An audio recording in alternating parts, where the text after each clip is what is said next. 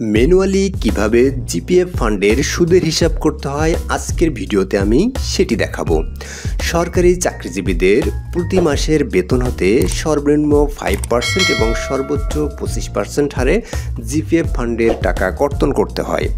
13% হারে উক্ত টাকার উপর সুদ বা লভ্যাংশ প্রদান করা হয়।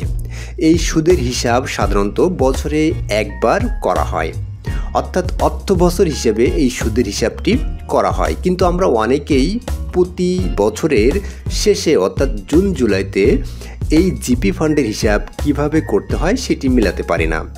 আজকের ভিডিওতে আমরা শিখাবো কিভাবে ম্যানুয়ালি আপনি জিপিএফ ফান্ডের হিসাব অতি সহজেই বের করতে পারবেন। তো চলুন হিসাবটি দেখে নেই। জিপি ফান্ডের সুদ হিসাব করার পূর্বে একটি বিষয় আপনাকে মাথায় রাখতে হবে যে 1 হতে 15 লক্ষ টাকা পর্যন্ত আপনি আপনার জমাকৃত টাকার উপরে 13% হারে সুদ পাবেন বা লভ্যাংশ পাবেন। 15 লক্ষ 1 টাকা হতে 30 লক্ষ টাকা পর্যন্ত 12% হারে এবং 30 লক্ষ 1 টাকা হতে অধিক 11% হারে সুদ প্রদান করা হয়। তো এবার দেখব যে 12 মাসের কর্তন যদি সমান হয় তাহলে হিসাবটি কেমন হবে, এবং দ্বিতীয় পদ্ধতিতে দেখব যে 12 মাসের হিসাব যদি সমান না হয়, অর্থাৎ কোনো মাসে কম বা কোনো মাসে বেশি যদি হয় তাহলে কিভাবে হিসাবটি করবেন সেটি। তো এখানে 12 মাসের কর্তন সমান হলে হিসাবটি হবে এরকম যে গত 30 জুন পর্যন্ত আপনার মোট স্থিতি আছে ধরুন 1,78,325 টাকা।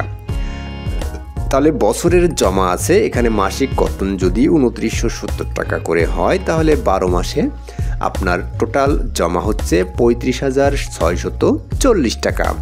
এখানে বছরের সুদের হার 13% হিসেবে প্রারম্ভিক জের যেটি থাকবে তার সাথে 13 গুণ করলে যেটি হবে তার সাথে মাসিক কর্তনের হিসাব বা মাসিক কর্তনের পরিমাণ যেটি হবে তাকে 0.845 দিয়ে গুণ করতে হবে। অর্থাৎ যদি আপনার সুদের হার 13% হয় তাহলে বা 12 মাসের কর্তন যদি সমান হয় তাহলে 0.845 দিয়ে আপনার মাসিক কর্তনটাকে গুণ করতে হবে। তো এখানে প্রারম্ভিক জেরের সাথে অর্থাৎ 1,78,325 টাকার সাথে যদি 13 দিয়ে গুণ করা হয়, 0.13 দিয়ে গুণ করা হয় অর্থাৎ 13% করা হয় তাহলে আসবে 23,182 টাকা।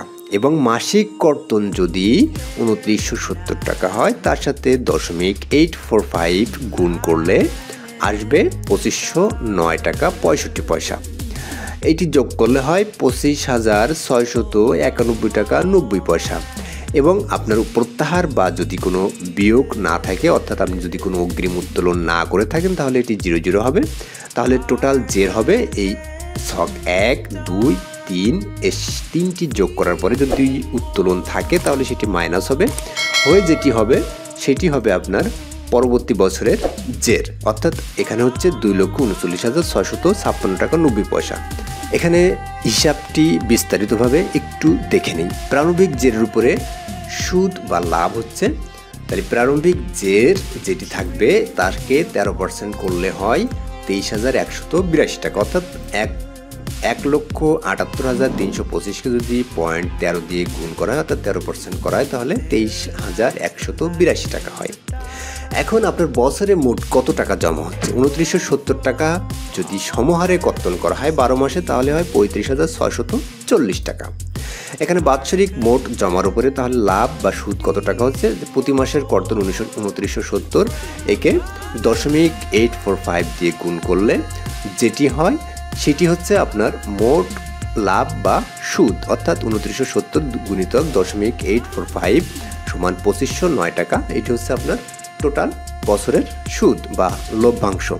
এখানে একটি বিষয় বলে রাখি, 0.845 যদি 12 মাসের কর্তন সমান হয় তাহলে 0.845 দিয়ে গুণ করতে হবে, আর যদি 12 মাসের কর্তন সমান না হয় তাহলে 0.715 দিয়ে গুণ করতে হবে। এখন প্রথম সূত্রটি নিশ্চয়ই বুঝতে পেরেছেন যে প্রতি মাসের কর্তন যদি অর্থাৎ 12 মাসের কর্তন যদি সমান হয় তাহলে হিসাবটি কিভাবে করবেন, এবং দ্বিতীয় যে পদ্ধতিটি দেখাবো সেটি হচ্ছে 12 মাসের কর্তন যদি সমান না হয় তাহলে আপনি হিসাবটি কিভাবে করবেন। তো এখানে দেখুন প্রারম্ভিক জের যদি 1,78,325 টাকা হয় তাহলে বছরের জমা হচ্ছে, ধরুন প্রথম মাসে আমি কাটলাম 2970 টাকা, দ্বিতীয় মাসে অর্থাৎ জুন মাসে আমার কর্তন মনে করুন 2970 টাকা, পরবর্তী জুলাই মাসে আমি কর্তন করেছি কত টাকা, 3200 টাকা। অর্থাৎ আমার ইনক্রিমেন্ট লাগার পূর্বে আমি 2970 টাকা করে কেটেছি, ইনক্রিমেন্ট লাগার পরে আমি 3200 টাকা করে কেটেছি। তাহলে আমার বেসিক দাঁড়াচ্ছে অর্থাৎ বছরের শেষে মোট জমা দাঁড়াচ্ছে 38,170 টাকা।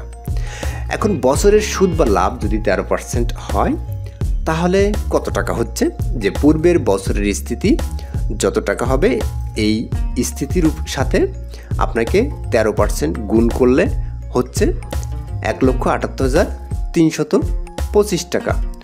একে 13 দিয়ে অর্থাৎ 0.13 দিয়ে গুণ করলে বা 13% গুণ করলে হচ্ছে 23,182 টাকা 50 পয়সা। আমি আবারও বলছি, পূর্বের বছরের স্থিতি 1,78,325-কে 13% করলে 23,182 টাকা 50 পয়সা হয়। এখন এক মাসের কর্তন হচ্ছে ধরুন 2970 টাকা এবং বাকি 11 মাসের কর্তন হচ্ছে 3200 টাকা। তাহলে 2970-কে আমি 13 দিয়ে গুণ করলে 300 অর্থাৎ 13% করলে 386 টাকা হয় এবং বাকি 11 মাসের যে কর্তন 3200 টাকাকে আমি 0.715 দিয়ে অর্থাৎ 11 মাস যদি হয়, যদি সমান কর্তন না হয় তাহলে সেক্ষেত্রে 0.715 দিয়ে গুণ করতে হবে। তাহলে সেক্ষেত্রে হচ্ছে 2288, এখানে মোট যোগ করলে হয় 25,856 টাকা 60 পয়সা।